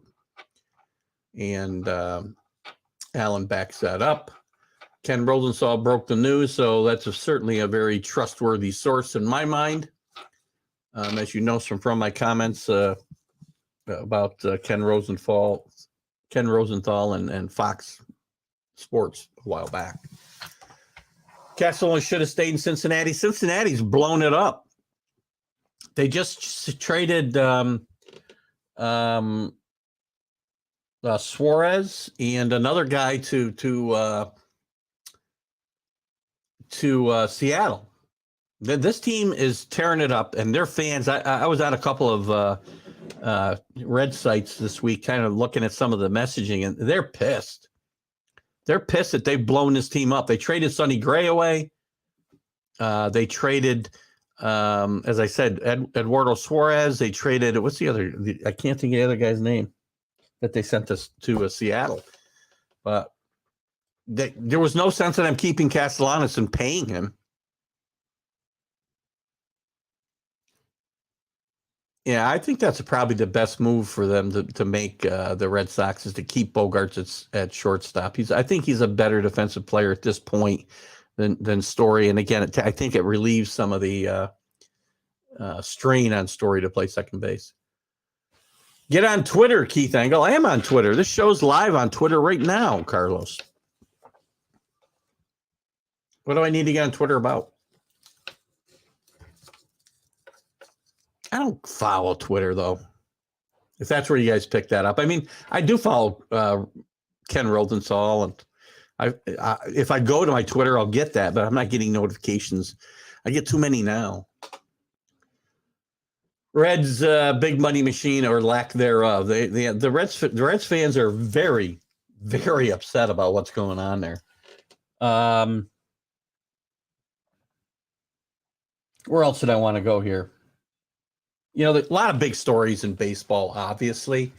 If we break down some of the stuff, Freddie Freeman, one of the big stories was the break. And again, everybody's on Freeman, that he was indecisive. I think Freeman was gone from, and I think I said this on this show, I think Freeman was gone from the Braves the minute they didn't sign him before the lockout. He wanted to get a deal done before the lockout. Because for the money they signed Olsen for, I'm pretty sure they could have brought Freeman back. And they're going to rue the day they did this. Freddie Freeman's a leader. He's a leader in that team. He was a lifer.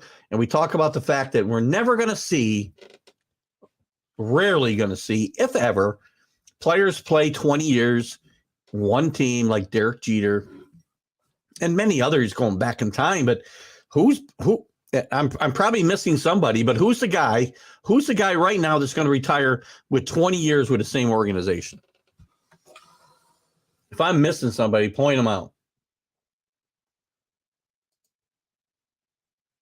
Pull your feeds in. I don't know what that means, Carlos. The Reds do have a solid fan base, man, and they keep butchering this team year after year after year. Started with firing Dusty Baker. Dusty Baker turned them into winners.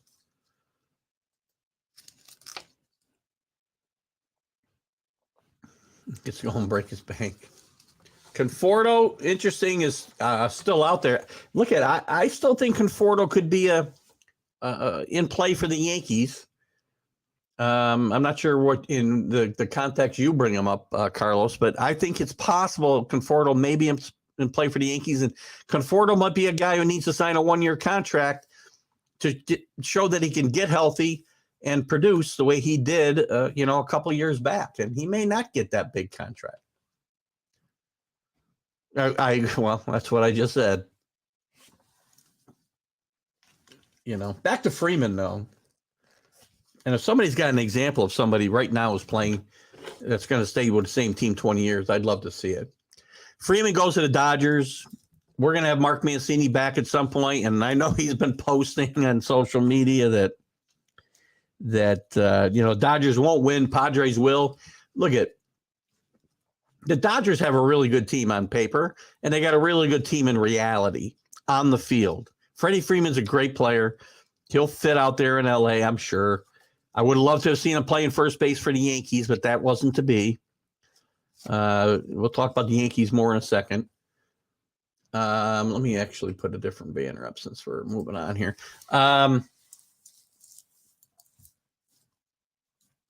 Freeman's that kind of guy who just brings great stuff, not just to the field. I talked about this in a vlog the other day. Freeman brings great, not just the numbers he brings, but he brings great intangibles. Intangibles do mean something. I know some of us don't think so, but they do. The presence you bring to the field, the presence you bring to the locker room, it all matters, especially in baseball. When you're together 162 games a year, basically 9 months of the year, you're together with these guys. And it's important to have some chemistry in that clubhouse. And I think Yankees might rue the day they didn't sign him. We talked about Correa. Chris Bryant, by the way, a great player, very versatile. He'll probably hit a ton of home runs, have big numbers in Colorado, and Colorado's going to lose 90 games this year because there's not enough else around him. And that's I think it's a silly signing for both the player and the team. Chris Bryant would be much more valuable to a contender. I like what he brings. I think the Mets are crazy not to bring in Chris Bryant. I think the Yankees could have used Chris Bryant. He could have played third base. He could have played in the outfield. He's a far better player than Josh Donaldson at this point. And I don't care about the money. It's the New York Yankees we're talking about.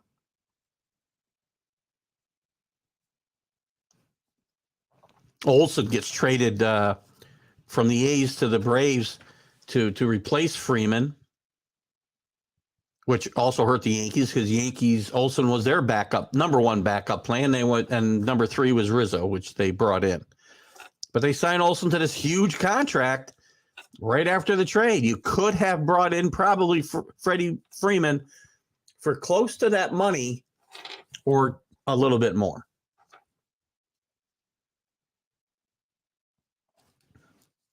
Bad move. The Yankees, not happy with what they've done in free agency. I'm glad, Sanchez is gone, addition by subtraction.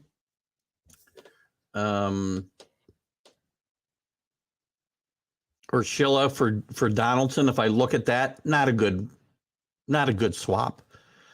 But if it takes getting rid of Urshela, moving Urshela to get rid of Sanchez, and I bring in Kiner Falefa, who's a really a decent shortstop. He'll make the plays you need to make, which is all I care about. The plays Gleyber Torres couldn't make, he'll make. And Donaldson, I'm not a big fan. I'm not sure that he'll play half the season this year. He gets hurt a lot. He's not nearly the hitter he was even a couple of years ago. He's not a good defensive player anymore. But the Yankees may not be done here. Gleyber Torres may be out of here next. And it might be for an outfielder. It might be for pitching. Because I think the Yankees' grand plan, I mean, they could trade Torres and plug DJ in there. And then when they bring up one of the kids, Peraza or Volpe to play shortstop, they can put Falefa in the old, either move him to second base or move him into DJ's old role, which will be, if it's as it stands now, if Torres is the second baseman, playing everywhere in the infield. But I don't think Torres is ever going to bounce back in New York. To me, it just doesn't seem like something that's going to happen. I don't say he can't come back and be a really good player again, but I just don't think it's going to happen here in New York. There's too much water under the bridge, and guys, it's a lot harder to make that comeback in New York than it is elsewhere. Gary Sanchez is the perfect example. There's talent there, and he may very well rebound and have a nice year in Minnesota, but it's harder to do in New York, and I'm not sure that he can come back. So the Yankees still got work to do. Actually, the kid they brought in from Minnesota to catch got hurt already. Not sure the extent of that. That's something that's going to have to be addressed here soon. So the Yankees aren't done. I'm not excited about what the Yankees have done here in the offseason. I've still got Aaron Hicks in center field. I've still got question marks on the pitching staff. If everybody stayed healthy, then I'm very happy with the pitching staff. I'm not confident Severino's going to make it through an entire season. Talian's going to make it through an entire season. Herman's already hurt. Jordan Montgomery, who's listed as their second starter, is not a number 2 starter in Major League Baseball. Competent pitcher. Back into the rotation. See what kind of comments we got here. Oh, got that one. You'll stay a Met. It's possible. The Mets are still talking about bringing Conforto back in. Listen, I think he's a nice player, and I think he needs to get out of his own head. And maybe he needs to get out of New York. So maybe the Yankees aren't a good fit for him either, or the Mets. Again, he may be the type of personality that needs to go somewhere else to thrive. It happens. Not an easy place to play. We know that. Rangers brought in Brad Miller and Matt Carpenter. As I told you the other day, I can't get excited about either one of these moves, Alan. I guess Brad Miller's a nice guy to have off the bench. But Matt Carpenter, I think, is, my age, 60-ish, 60-something. Just kidding. But his best days are way behind him. I don't even know if he played last year. Did Matt Carpenter play last year? I did say Solar signed with Miami. Not a bad signing by Miami, but look, this team's not going anywhere. I feel bad for Donnie Baseball, strapped with this organization who just doesn't want to get better. I think Jeter might have been onto something, but now he's gone, and I can see this organization going back to their austerity ways and just continuing to take their their competition money and move on. Falafa was a Gold Glove candidate last year at third base, but he's playing shortstop now, don't forget. Again, I think Falafa will end up in a utility role with the Yankees because I believe, from what I've read, the Yankees are going to play Volpe at shortstop and Peraza at second base this year in the minors. And you may see these guys come up in tandem, I think, or at least close together. Whether it's, depending on how things go this year, it could be later on this season or to start next season at the latest. You may see a new keystone combination there in Volpe and Peraza, and I hope it lasts 10 years. They may come up with in the same way the Tigers brought up Lou Whitaker and Alan Trammell years and years ago. Two really good prospects, or they keep one of them and use the other as a trade chip. That Gary wasn't too scary. I'm not sure. Is that Gary Sanchez? I'm glad you got Mitch Garver. He is a good. Listen, the Texans did very well this year, but the Texans have done this type of thing in the past.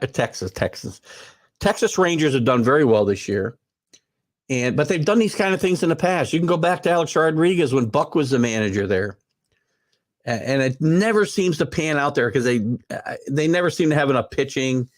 And I'm not sure what this pitching situation is there. We'll dive more into it, Alan. But again, that AL West will probably be up for grabs, and they'll probably be a contender there.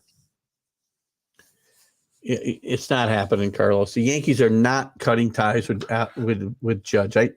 We keep having this debate, and we're going to have it forever until he signs a new contract, at least. Now, he did say he wasn't going to sign one during the course of the season, so the Yankees have got like 2 weeks to get this figured out. If they want to get him signed and locked up before the season starts. To me, he's proved all he needs to prove. He's the face of the franchise. He's a guy who gets it, similar to Derek Jeter, similar to some of those other guys that played with Jeter, like Bernie Williams. They get it. They know how to play the game. They play the game right, and they come out. He plays as hard as he can all the time, which is maybe why he gets hurt as much as he does. But he did show last year that he could be an everyday player and stay healthy.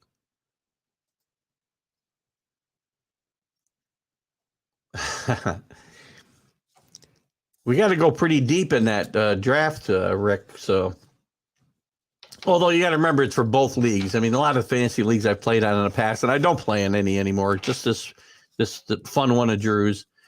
It's 2 leagues, so there's lots of players available, and you make a bad move in the draft, you can easily fix it with picking up somebody. MLB Network, what does that stand for? MLB Network Hub? I don't know what that is. Get yourself expanded. It's going to be a lot of fun, the draft coming up April 2nd, I believe, right? Okay, what else? What was I talking about? The Mets. How about the Mets? Where are the Mets in this conversation right now? Mets may not be done. They may be bringing in Conforto to play in that outfield, as we talked about. I mean, I don't know where he's going to play. He's not going to play over Nemo. He's not going to play over Marte. He's not going to play over Kanha, if I say his name right. You got Jeff McNeil to back up out there. You're likely going to play Escobar. Well, and McNeil may end up in the infield again. Cano's back, but I don't know what Cano's got left. You got Alonso, who, by the way, survived a scary 3 flip over car crash the other day. I don't know if you guys saw this, but very, very, very scary situation for Pete Alonso. I like the Mets. I don't know that I like their depth a lot. If they have some injuries like they had last year, or suspensions in Cano's case, I'm not really crazy about their depth. I'm not really crazy about McCann behind the plate. And I'm not really crazy about their rotation after DeGrom and Scherzer. Walker pitched well. Carrasco, if he's healthy, but we don't know if he's healthy. Trevor Williams, journeyman at best. So they may need to bring in more pitchers. Or another outfielder, where Conforto could come into play. Because you could see McNeil playing more in the infield. And McNeil's probably going to play everywhere this year. He was a disappointment last year. The other thing with the Mets, and I don't know why Met fans are so upset. I mean, again, I'm checking out their message boards, and they're all over the fact that DeGrom says, I'm going to play out my contract, and I'm going to see what happens. That's what guys do. Why are you surprised? They're like, oh, they're bringing all these people to surround him, and now he's not going to sign an extension. Well, did he say bring in all these guys and I'll sign an extension? These guys test the waters. That's what they do. Aaron Judge may feel the same way. He may want to test the waters. And when you do that, you leave yourself open for that player to walk away. So the Mets probably want to sign him to an extension. But again, with his injury history, what are you going to tie up in this guy? It's a very complicated situation for the Mets, as good as Jacob DeGrom is. And that is the number 1 pitcher in baseball when he's healthy. This is a touchy situation for the Mets. You talk about Aaron Judge, Carlos. This is a touchier situation because he's a starting pitcher, and he's going to command a lot of money, just like Judge is. And he's probably going to want it over several more years than the Mets are willing to go. So, but there's one. All it takes is one dumb team. When somebody hits free agency, one dumb team, and he's gone. Happens all the time. Oh, we got any other comments I missed here? Yeah, Marlins did sign Solar. I think we talked about that a second ago. Is that a good move? I don't know. Let me just take a look at the Marlins roster here. I mean, I just don't think the Marlins have any way to compete in this NL East, because the Mets are going to be good. The Braves are going to be good. The Phillies are going to be better. Where's that lead the Marlins? Just look at their depth chart a little bit. I love Alcantara at pitcher. Trevor Rogers is okay. After that, I don't like any of these guys. Your catcher is Jacob Stallings. Your first baseman's Aguiar, who can hit some home runs. He's going to strike out 300 times. Chisholm Jr. I like. He's a building block player. Had a nice year last year. Joey Wendell, Miguel Rojas, Jesus Sanchez, Byron De La Cruz. I mean, this team, and now you can add Solar to this, but this team is not built to win now, and they don't ever get better. Yeah, well, to me, that's part of the problem with Texas. That John Gray, who's a decent pitcher, is your number one starter.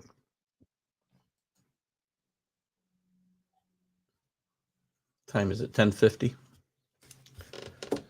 A couple other comments I want to get to here. So the Jays have done a lot. They just traded for Chapman from the A's, another team dismantling themselves, and they're going to be horrible.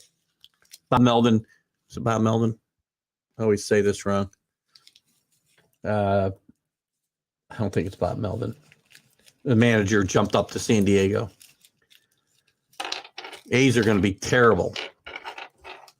But the Jays are going to be really good. They did lose Semien, but they picked up Chapman. This is a really good team, and this might be the favorite in the AL East is going to be the Jays. Now, again, the Jays have had this type of talent in different years and not been able to get over the top. But I like the manager. I like a lot of this team. I like the pitching staff a lot. They bring in Kevin Gausman, who pitched with San Francisco last year. They still got Barrios, who's really good with the Twins. They got Ryu, who was really good with the Dodgers and needs to stay healthy. And maybe the back end of this rotation is a little shaky. But their bullpen is improved. I like the move to Kirk at catcher. And then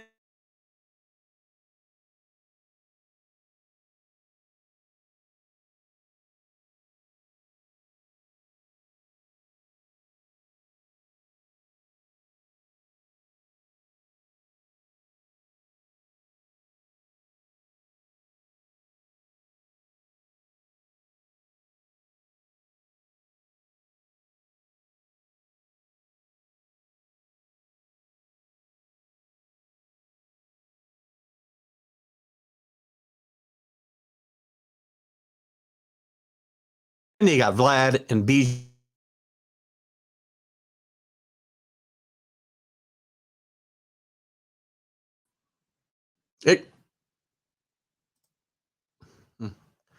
All right. Well, you can't see me, but you can hear me. We got a little internet. There we go. All right. So we had a little blip there. Hopefully, I don't know how much we missed. I was talking about the Jays, and I do think the Jays are primed to maybe be the number one contender in the East this year. We'll see what happens there. The Braves, the Braves are still going to be good, but I think the Braves are going to miss Freddie Freeman's leadership. Their pitching's still really good. Austin Riley's become a great player. They're going to get Acuna back from injury.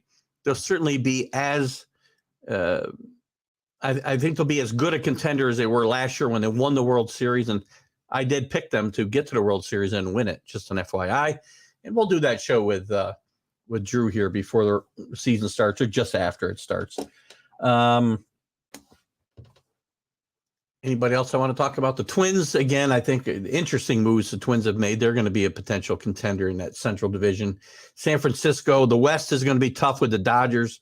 San Francisco with some nice moves. San Diego, I don't know what's going on with Tatis and covering up an injury he got riding a motorcycle this winter, and now he's going to be out 3 months.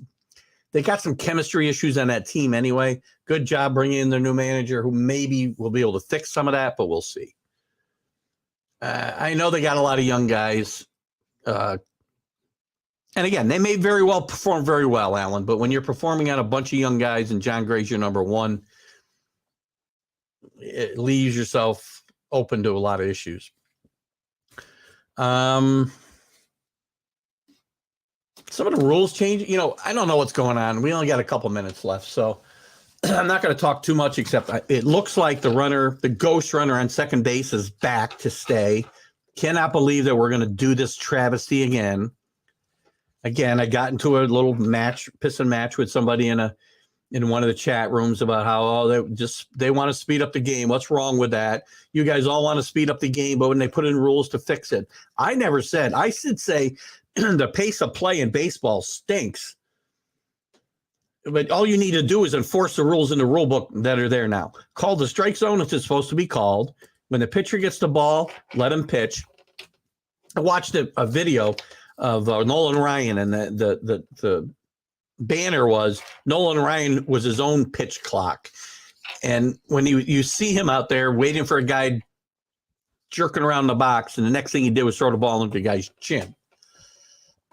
That's how you enforce, the rule book. Players can police themselves. It'll speed up the pace of play, and we don't need to put in rule changes to do it. So I hate the fact that that's coming this year. The universal DH, it is what it is. It's not going away. I'd like NL baseball better than American League Baseball, as I said in the past, even though I'm a big Yankee fan, because of the strategy that was involved in pitchers. And, somebody said the other day, now maybe pitchers will go longer. And no, they're not. They don't go longer in the American League because they're trained to pitch 5 innings and look for a way out. The expanded playoffs, totally against it. To Carlos's point about the NFL, there's too many teams in the playoffs now. And then we got the changes that are going to come next year, and I'm not happy about the eliminating the shift and stuff like that. But we'll dive more into that stuff. And I want to get Larry, to Rick's point earlier, I want to get Larry Sorensen on here in the coming weeks. I want to talk about some of this stuff, the universal DH, the potential eliminating the shift, the runner on second base. I'm going to talk to him about this stuff. And maybe not next week, but maybe the week after. Next week's going to be busy because we do hope to have Jim Biringer on, and we got 2 weeks worth of stuff to catch up on the NFL or the NHL. And we'll do just that. And again, I do hope to have Mark Mancini back with us next week. And again, our condolences go out to him and his family on the loss of his mother-in-law. What else we want to talk about? NCAA tournament today, guys. Enjoy the games Wednesday night right here on TGI Sports Talk and the Northeast Streaming Sports Network. We will be live at 7 p.m. We'll go through all the results of the bracket so far and certainly pick the Sweet 16 teams and maybe reseed them a little bit. And we'll talk about some of the coaching changes, and we'll try to dive into some college football a little bit too, as we'll be heading full steam back into that topic once we get through. See you later, Rick. Have a great day. Have a great Sunday. All of you have a great Sunday. I'm going to wrap things up here. So watch for the vlogs this week. Catch out my vlog last week. I talked a lot about the Yankees, maybe a little more in depth than I did here today. And we'll have more coming up soon. Also, check us out on Roku. You guys on Roku, you didn't catch us live, but you can watch this at noontime today on Roku. Keith Engel, TGI Sports Talk, right here on Northeast Streaming Sports. Been great. Thank you all for your participation today. Thanks to all the groups that let me share. We'll see you later. Keith Engel. Have a great Sunday.